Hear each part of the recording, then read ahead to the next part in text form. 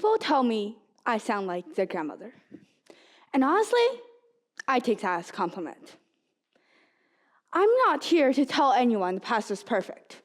Trust me, I'm not planning to trade my current life for a color-infected one. In modern life, everything is faster and shorter. In a way, you could call it efficient. But if you look at it from a long-term perspective, that efficiency is exactly what's destroying us and our future. So what should we do? My name is Claire Wang. I'm a grade 8 at Eric Hamber. And today, I want to talk about why we need to slow down. First of all, let's start off with comparing the past to the present. In the past, life was slow and well considered. We used to consider things. We used to connect with each other. Now, we make split-second decisions with barely any thought, often jumping to the conclusion. Back in the 1800s, people would sit through 3-hour debates for fun. Now, when we watch a movie, we often pull out our phones because we don't have the attention span. Back in the days when people did this, they're most likely comparing two different things. Now, well, Gen Zs and Gen Alphas, you know what I'm talking about. It's just 6, 7. It's just one viral video of a kid at a basketball game, and suddenly, well, the English language gets replaced by 2 simple numbers that aren't that simple. In fact, a 2019 study in the journal World Physiciarity explains that our online brains are physically changing, making it harder and harder for us to stay focused.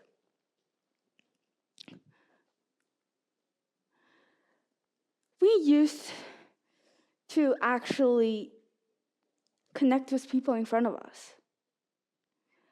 Faster speed isn't just ruining our focus. It's also making it harder to tell what's real and what's fake. Back in 2020, Natalie Taylor went to an IKEA showroom for a whole afternoon. She posed as if she were on a Bali vacation. And when she went home, she posted the perfect takes on social media. Everyone believed the lie. Unthinking viewers would have thought, oh, her life is perfect. They would have gotten jealous and started comparing their messy lives. 2 weeks later, Natalie Taylor posted the truth on YouTube. She said that it was actually just an IKEA showroom.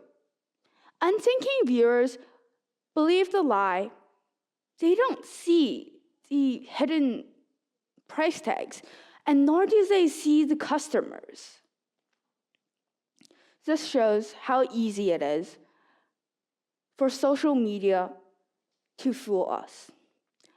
And yes, the recent legal battles involving Meta and YouTube prove the point. These platforms aren't just for meeting friends. They are actually designed to be addictive under the surface, using physiological tricks to keep you scrolling. But when we scroll through these fake lives, we often forget about the people, the lives right in front of us. Back in the day, people used to work together. They talked to each other, they connected to each other. When you talk to your friends, they actually listened. We talk, they scroll, and well, nowadays they just half the time miss a lot of a story. Let me act it out for you. Scenario 1, ancient kid. Hey friend, I was thinking about, writing a story together for our English project. Maybe we could have fairies and dragons. But, dear friend, are you still following my wandering thoughts? Scenario 2. Modern kid. Oh yeah, you're just yapping about your dream about zombies, right? Bro, just stop doing that already.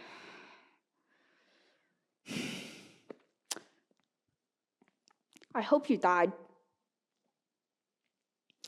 People used to take on actual risks. They used to go hiking, skiing, swimming, kayaking, do speech maybe. Nowadays, we just take virtual challenges. Virtual challenges, well, they don't provide risk, if any at all. You don't sweat, you don't get bruises, you don't really take challenges. But when we are sitting through these comfortable lives, we forget about challenges and what the definition of being a human being actually was. Robin Sharma is a Canadian author. He once said, as you step into the uncomfortable, what was once the unknown and frightening becomes your new normal. This shows us that we should embrace what we fear. Take on new challenges. Challenges will always be challenges if we don't embrace them. You have to challenge the challenge. But we aren't just throwing away how easy it is to tell what's real and what's fake. We aren't just throwing away how comfortable comfort zone actually should be. We're actually throwing away things that were supposed to last forever, like our belongings and friendships. Think about that grandmother you walked past on the street the other day. She was holding 3 fully packed bags of groceries. If she fell and tripped over, how many people would have gone up to her and helped her? And then how many people would just have walked past, still scrolling on their phones, no idea that she had even fallen over, or even that she was even there? But look even closer. We used to have 50 real friends. Now, we have 500 digital friends. We used to have a full heart. Now we have an empty heart because we traded thinking for scrolling. We're missing the heart of the story because we're so busy skipping to the end that we're missing the most important parts. We're missing what everyone should value. We aren't just making a generation that has forgotten how to use its own brain.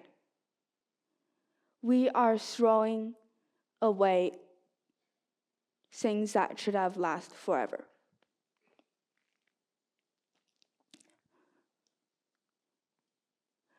And if you think that I'm merely a grumbling child, please take a look at the science. As long as recorded history could tell us, there was the Flynn effect. The Flynn effect is when human IQ scores go up generation by generation. But recent research by neuroscientist Dr. Jared Cooney-Horvath explains that our IQ scores are actually going down. People born after the 1990s are testing lower than their parents. Why? Because of the invention of phones. We have traded thinking for scrolling. We have traded the hard-earned pride of learning for the easy win of an algorithm. And yes, if you don't believe me, all right. But for those who do, you might be asking, so what should we do? I'm not proposing a revolution. I say that we should consider the slow and take on the old ways, like reading a book before bed. Research shows that if you simply take a walk outside every day, your mental health and mood will improve. Don't sleep with your phone beside you. And, well, walk to school or work or wherever you want to go. I'm not suggesting you should go out there and get a horse from the farm. Of course, you could do that, but that would sure get a lot of attention from your neighbors. What I'm saying is, be a good ancestor. Be the good ancestor that plants the seed that not only lasts, but also lasts and grows. And yes, say I sound like a grandma all you like, because being a grandma isn't just about the age. It's about having the soul to stay present while everyone else is going through 60-second trends.